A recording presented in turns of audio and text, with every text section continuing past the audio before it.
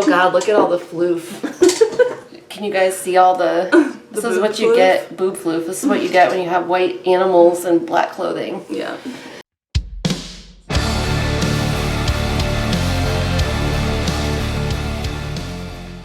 Hey, it's Sue. And Megan, the Spine Breakers. And we are coming at you today with a November wrap-up. Yep. We're gonna drink some beer that Megan brought back from Michigan. Yeah, my mom took me to this brewery in Michigan. It's about like 20-ish minutes from where we live. It's in West Branch. And it is called Bituminous Black. And it is obviously a black ale. And I bought like a whole glass or what? Yeah, that's fine. And I got this, it's called a howler. And it's basically a glass version of a crowler. So it's 32 ounces of beer, and it's in this like cute little glass jug thing. Let's try it. It's nice and dark. Cheers.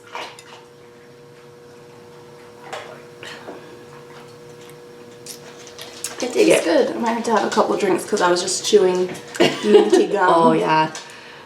It's good though. It's a good black. Did you say black ale? Mm-hmm. Yeah. Yeah, I had this at the brewery and it was really good, so I figured I would get us a howler of this. They had some other beers and I sampled their seasonal, which now I cannot remember what it was, but it was good.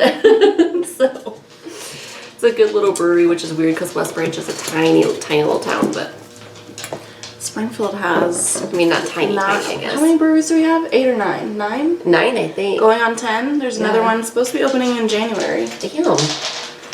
Damn. I still haven't been to Show Me Brewing. Oh, it's really good. They have good beers. We need to go It's a small little place though, and it smells nice because they sell. It's a brewery, but also they sell homebrew supplies. Ooh. So it smells like hops and barley and Yeah, we should go and smell nice. Yeah. so I can check it out. All right. So I read 1, 2, 3, 4, 5, 6 books this month.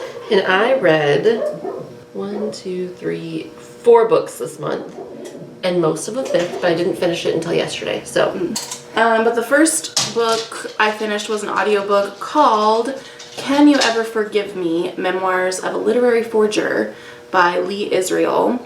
Lee Israel was an author, and she fell on hard times back in the 90s. And so she started forging letters and saying that they were from like prominent literary people. And then she got caught. yikes. This book, I wasn't sure what to expect because the ratings are like all over the place on Goodreads, but I actually really liked it, but I do think that is partially because of the audiobook. That's cool. I think that it enhanced my experience because it's read by Jane Curtin, which, if you don't know who that is, she is a comedian and actor, and she was one of the original cast members of Saturday Night Live. So she's the Jane of the infamous Jane, you ignorant slut line. She was also Mary Albright on Third Rock from the Sun, which is a very underrated show in my opinion. I love that show. That show's pretty funny. I haven't seen much of it. It was pretty funny. But I think the way she read it made it really come off as funny. Whereas I think if you maybe if I had read it myself, it might have come off more as like, wow, Lee Israel is a giant asshole. Which I think that maybe she kind of was a bit of an asshole, but like she's really sarcastic, I think. And makes, digs at a lot of people and stuff. And I thought it was really funny. And she clearly was like a talented writer because she convincingly for a while wrote letters in, the style of all these different people. But I liked it. I think I gave it 4 stars. And I haven't seen, they made a movie, a couple years ago, 2 or 3 years ago, with Melissa McCarthy playing Lee Israel, which I haven't seen, but... I'd like to maybe check that audiobook out. I wonder if It's really short. It's only like, I think it's less than 3 hours long. Nice. So the first book that I finished was Skin of the Soul, which is edited by Lisa Tuttle. And this is that, like, a collection of horror stories by women. You have to tell me if I'm talking really loud because my ears are plugged because I have a cold, but also because I'm wearing a hat. So, like, if I'm talking really loud, let me know. It's not normal to me. Okay. So this is a collection of short horror stories by women. And I bought this kind of expecting it to be, like, really bad. Kind of like Hotter Blood is really bad, if you guys have seen us talk about that. Yeah, like fun, terrible. But, you know, surprisingly, these stories were pretty fucking good. Like, I still say the first story in here, which I think is called, like, Lightning Rod or something, is my favorite. Yeah, Lightning Rod by Melanie Tim was my favorite one in the collection. But there's a cool, like, introduction talking about, like, women in horror. And then each story has an afterword where the author talks about, like, her thought process or where her story came from. And these were really good.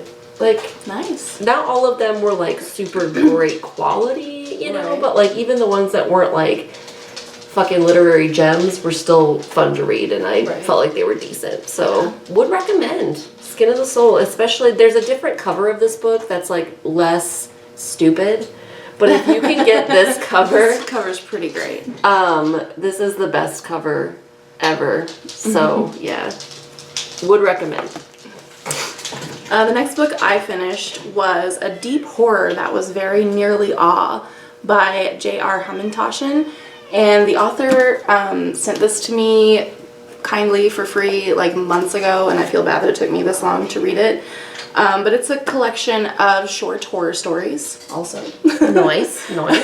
Yeah, I ended up really liking this. I was a little worried at first because, like, I would hate to, like, get something from an author and then not like it. That's why, like, a lot of times I awkward. don't accept stuff unless I'm, like, really think that I'm gonna like it. Yeah. Well, I sometimes feel awkward saying no. Like, if someone's like, oh, can I send you my book? And I feel like an asshole if I'd be like, no. But we got there for a while. We'd get emails a lot of people wanting to send us, like, their thrillers and stuff. I'm like, we don't read thrillers that often. Although I have one in this wrap up. But I kind of do too, yeah. But, yeah, because the first story was not my favorite. In fact, I think it was maybe my least favorite in the whole collection. But I really liked all the rest. I mean, the first story wasn't bad either, but I liked all the rest of them better. But I thought it was really good. The stories, a lot of them have kind of a slow build, which I enjoyed because it's like, you know it's a collection of horror stories. Right. You know something fucked up's going to happen. Right. But for a while it just seems very normal and mundane until some fucked up happens. So I liked that. I was kind of expecting them to be like horror comedy, but they're not. Okay. There definitely is humor in them. But I wouldn't call them, like, comedy. But yeah, I think overall it was a really good collection. I liked his writing style. He could be a little, like, verbose, but which I feel like you could glean that from the title. Yeah. But that didn't bother me. So. Didn't bother me none.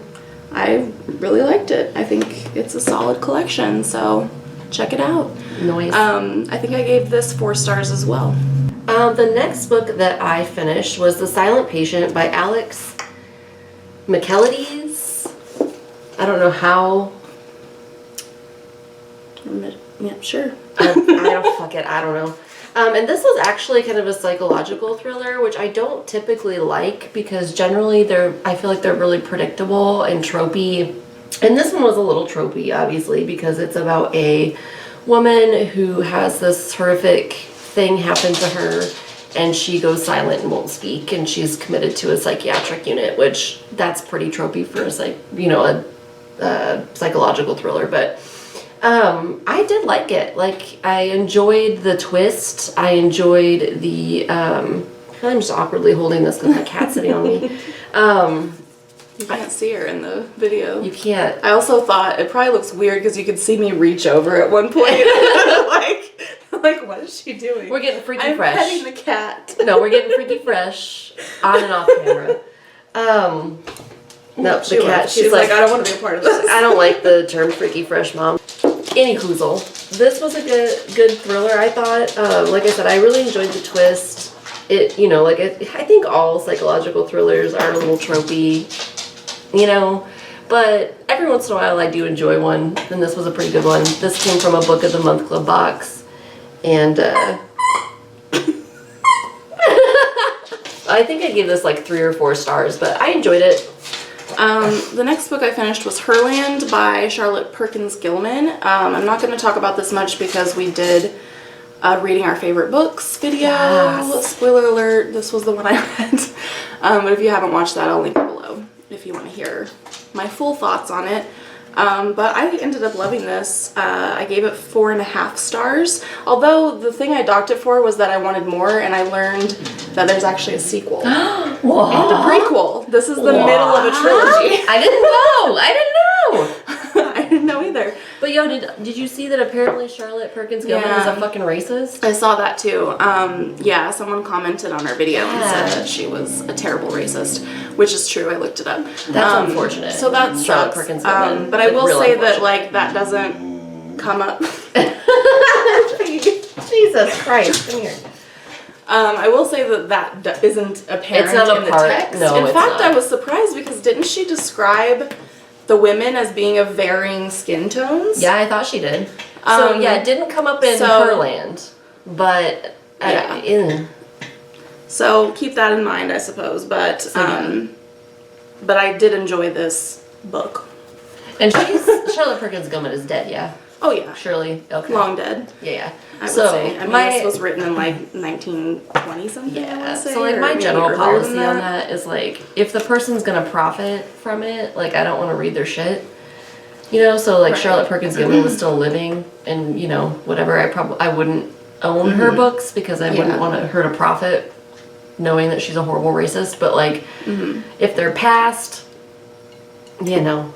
Yeah, I mean, it does put a little bit of puts a little stank on it. It taints it. It taints it a little, like knowing that.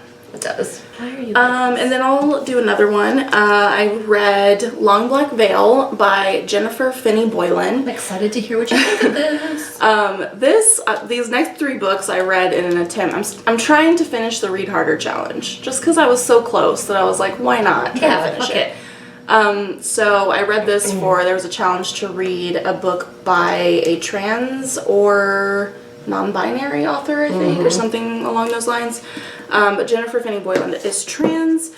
And this is a thriller about these, it is a little, like the premise of it is, again, a little tropey because I feel like thrillers kind of are a lot of the time. But, you know, it's these friends, back in the 80s, one of them is killed and they never find who did it. And then it's present time, or whatever present time was when this book was published. I can't remember, 2016 or something. I think it was like not that long ago. Yeah.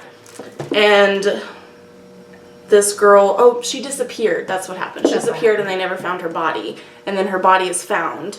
And so it digs it all up, both literally and figuratively. I feel like thrillers, it's the last like quarter of them really like makes or breaks it. Yes, how they do that ending. Yeah, and for me, this one kind of lost me at the end. Did it? Yeah, because, well, I was really into it. I read it really quickly because it was a really compelling book. But I just felt like there was like a weird disconnect because you get a lot of the backstory of this one character who is trans, which was really interesting, and I liked reading about that character, but then they don't actually have that much to do with the mystery. Right. So it's kind of like why was this even, like, I almost feel like it should have just been a book about that character and not even had the thriller part aspect of it. I don't know. And then there was just a lot of things at the end that seemed a little contrived, like. Yeah, I can see that. It lost me at the end a little bit, but I didn't think it was bad. I gave it 3 stars. Nice. So the next book I finished was Apocalypse Cow by Michael Logan. We talked about this in our Read Each Other's Favorites video, which Sue will link below. I loved it. I thought it was super fun and funny. I enjoyed it. So next I read Through the Woods by Emily Carroll, which is a graphic novel of like short horror stories. Ooh. which was for the challenge of reading a graphic novel by a LGBTQ plus author. You don't want that. Okay. And I really enjoyed this. I thought it was fun. I liked the art. It wasn't like my favorite style, I wouldn't say, but I thought it was good. And the stories were interesting. I don't know, like it was just a fun little... It sounds intriguing. Light read. Light For a horror. Yeah, a little light horror. Yeah, I really liked it. I gave it 4 stars, I think. Nice. So the last book that I finished was an audiobook. I've been listening to a lot more audiobooks lately because I found that I can enjoy certain audiobooks if I listen to them while I am like crafting or making things. I'm sniffing my elbow so intensely. He's being weird today too. Like both of my dogs are just fucking on one today. Like he's been a disaster. Down?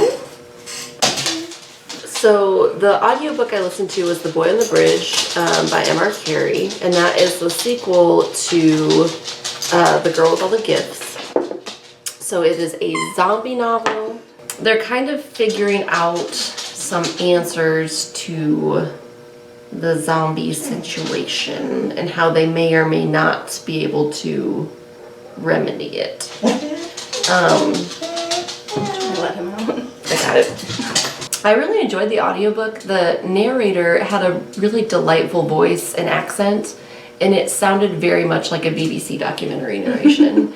And Nice. like it actually really added to the audiobook experience because I felt like I was like Watching a nature documentary. yeah, about zombies. I don't think I have any bitches about it. I think I gave it like 4 out of 5 stars. I dug it. I think the one thing I saw other people say was that the characters were very similar to the characters from The Girl with All the Gifts. Yeah, like they it totally seemed were. like kind of cookie cutter characters. And I do agree with that, but I think it had been long enough since I'd read that that, that it didn't bother me. Same.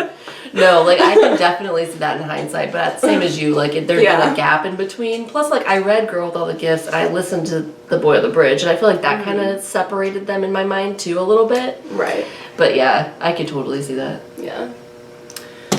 Alright, so the last book I read was for the Read Harder Challenge of reading a cozy mystery. Wow. And I was like, I gotta get one by the lady that lists her cat as a co-author. So I got Probable Claws by Rita Mae Brown and Sneaky Pie Brown. I also picked the one that had the best cat pun of what the library had. I love it. So it's a Mrs. Murphy mystery. I made a mistake, really. Part of this was my fault. Okay. Sort of. Because it was my understanding that with these, like, cozy mystery series, that you can read them in whatever order. Yeah. And I think like usually that's true. And there's nothing on this book Oh crap, that's a cute little indicating, yeah, there's little illustrations throughout. There's like there'll be like full page illustrations, but there's nothing indicating like which book this is in the series, other than just a list of books in the series that who's gonna look at that? No one. So I thought that it'd be fine for me to just pick this up. And it kind of was, but there's 2 storylines in this book. One is set in the present time, or 2017 in this case, and it's about this man who's murdered. He's like an architect or something. I don't even know. Well, there's a cast of characters, so I guess I can look. But he gets killed. Yeah, he's an architect. And so they're trying to figure out who killed him and why. And then there's a storyline that takes place in 1876 or something. No, that's 17. Was it 1786? Yeah, 1786 or 1787 or something like that. That I don't even know what the hell it was about. Oh. It's just about these people. Okay. And I thought they were gonna like be connected at some point, and they were not. Oh. But I learned through reading other people's reviews that apparently this was like, that storyline takes place through multiple books. Oh. And there was like only one book, I think, ahead of this one that had that storyline, and I think it's about like the development of like the postal service or something like that.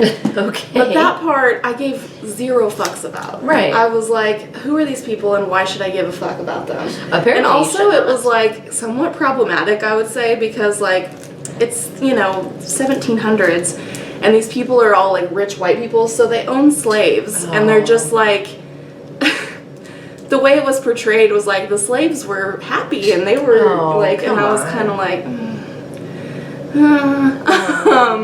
because these white people were nice white people, even though they owned people. They owned other humans. Okay. But anyway, so there was that story that I was like, I don't give a fuck. I kind of skim read those parts toward the end. And then the main mystery was also mostly pretty boring. Oh. Which I think is like part of the appeal of cozy mysteries, is that they're like, they're not fun. Intense, they're kind of innocuous, you can read them before bed and they'll knock you out. You know what I mean? Because they're cozy. Right. They're cozy. But to me, I was just like, I really had to force myself to read this book. I would have DNF'd it if it had not been for the Read Harder challenge. Fair. So, unfortunately, I only gave this book 2 stars, because it wasn't, like, the worst. It wasn't terrible. But it was also silly because the main character, Harry, who's a woman, also everyone had stupid names, but Harry, who's the woman who always sticks her nose in things and solves these mysteries, has 3 pets. Actually, by the end, she has 4. But the pets talk to each other. So she has 2 cats, one named Mrs. Murphy, which is why they're called the Mrs. Murphy mystery. One named Pewter, who's clearly the comedic relief in the story. Although a lot of the jokes are about how fat Pewter is, which is kind of fat shamey, but whatever, it's fine. It's also just boring. Like, fat jokes are so unoriginal and stupid, I feel like. Well, and I don't understand why they're funny. Like, why is it funny that someone's fat? Yeah, I mean, yeah. And don't it's just get like the same jokes over and over again. Yeah. Yeah, so those parts were pretty silly. And I guess, again, I think I just chose like a bad one of this series to read because I was reading other reviews. And someone said that usually the pets have more to do with like helping solve the mystery. Oh. And in this one, they didn't have that much to do with it. So you might have liked it more if they were more involved. And if they hadn't had that stupid 1700s storyline that didn't have anything to do with anything. The only there was like a vague connection at one point to just be like, this is set in the same area. See, that's so sad because like it just seems so promising. It's got the cat as the co-author. It's called Probable Clause. And look, it says it takes the cat to write the perfect mystery. Yeah, it seems like it'd be so cute and delightful, and it just wonderful. really wasn't. I think that the 2017 parts, I maybe could have at least, somewhat enjoyed that if the other parts weren't there. Fair. Yeah. Fair. 2 stars. 2 stars. Wah wah. Did I like? So yeah, that was our November. My November was much better than my October. Yeah, I'm hoping to like settle into a groove here. Get into the groove. Boy, you gotta move your love to me. I was like, where does it go? I got lost for a second. I picked it back up. We're good. You got out of the groove. I did get it out of the groove, and then I found it. Yeah. But yeah, so hopefully I can find a nice balance in my life. I think it will get better once I am working from home. Yeah. We're both going to be working from home. Yeah, which means that like we are gonna have each other for a social life. Yeah, pretty much. That's pretty much already my social life. Is just you. Like you are my primary social life, and then I've got other friends, but yeah. So we're gonna turn into crazy hermits, which I'm kind of already. Like like I love my house. Like I just love being at my house. So I'm okay with it. That was our wrap up. This beer is good. It's a good black ale. I dig it. Yeah, it's a black ale. Bituminous. I keep forgetting what it's bituminous black. Bituminous. Yeah, it's pretty good though. I dig it. I like it. Yeah, nice job, West Branch. Yeah. If you've read any of these books, let us know what you thought. Yes. And thanks for watching. We'll see you next time. Bye. Bye.